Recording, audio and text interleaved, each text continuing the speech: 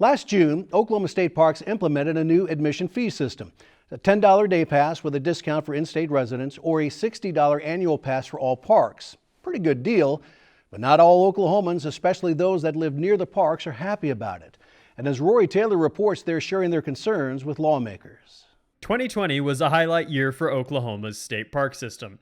Parks saw roughly 2.5 million more visitors than the year prior as families, weary with COVID cabin fever, set out to enjoy Oklahoma's great outdoors. But for many families and communities, these parks have been a significant part of life long before the pandemic. Representative Jim Grego represents House District 17, which encompasses Robbers Cave State Park and the adjacent town of Wilburton. The city of Wilburton really, they've got like a baseball park, and then they've got one city park, and it's very small. It's because they never really had a need for that, because everybody would go to Robbers Cave when you want to do anything that's in a park setting. They had swings and they had an amphitheater. While drawing visitors from further away, the park itself has a symbiotic relationship to the locale. There is a local tie. They have a fall festival out there every fall. They bring in vendors and rides, food vendors. They have an antique car show.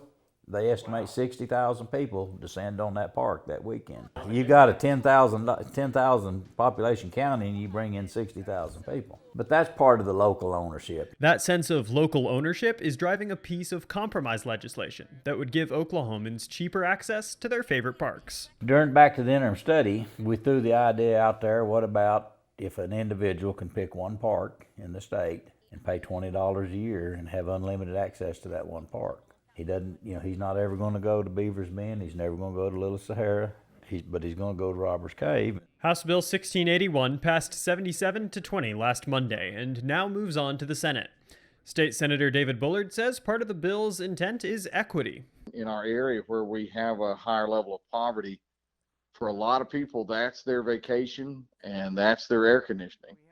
And so what we were looking at was a way to make it so that a resident of the state could have a cheaper way of getting into the parks, but still not completely lose the revenue streams that the state parks are needing to make those improvements. The local use of parks is something Jessica Bergen Elliott, owner of the Calypso Cove Marina at Lake Thunderbird State Park, understands and welcomes. Most of our community members visit the lake, and it's a day lake for most people. So they come for the day, they enjoy all of the amenities that the state park has to offer, and then they go home, typically back to Cleveland County residents. Since the existing fees were established, what she's heard more than complaining or cost concerns are simply questions. There's just a lot of confusion, with every new fee and every change in regulation. People don't really understand what the fee are and how it implements them. Currently, Oklahomans pay $8 for a day pass to park, and out-of-state vehicles are charged $10.75.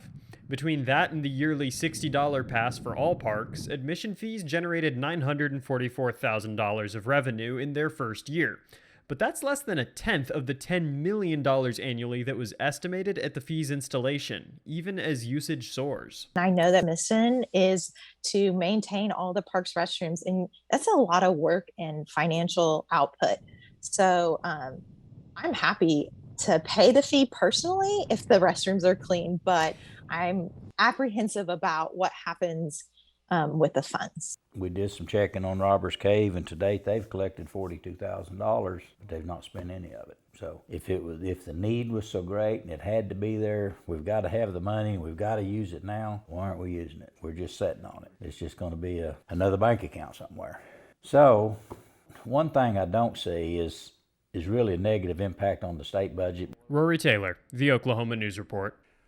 Rory, thank you. And one more important note, entry fees to all Oklahoma State parks are waived for all Oklahoma senior citizens and veterans.